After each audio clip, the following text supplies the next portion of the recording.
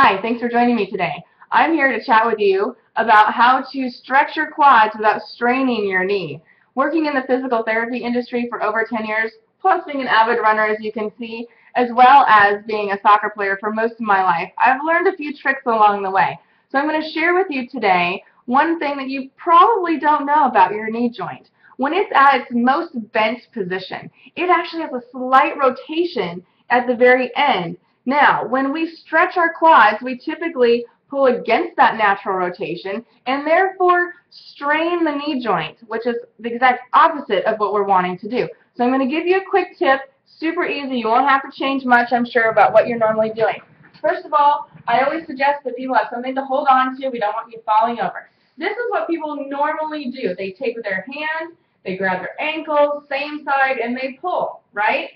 A lot of people actually do this too. You don't want to do that. You want to keep your leg nice and tight against the other leg so you're not giving yourself that leg wing. Now, what you're seeing here isn't horrible, but it's a little tip that I'm going to give you. I'm going to turn around.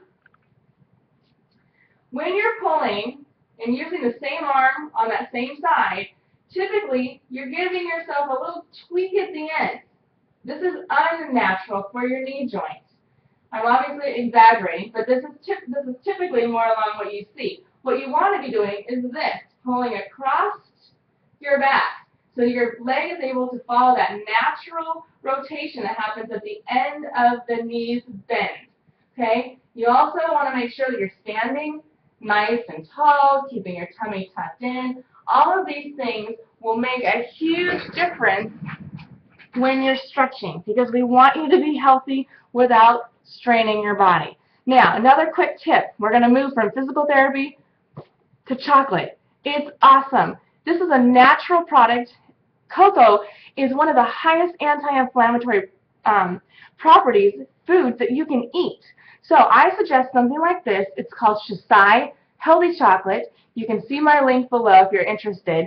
Fantastic. It tastes great. I love that I don't have to take all of these anti-inflammatories, pills and whatnot to keep the inflammation down in my body so I can get out there and run and play soccer and do all those crazy weekender things that we all love to do.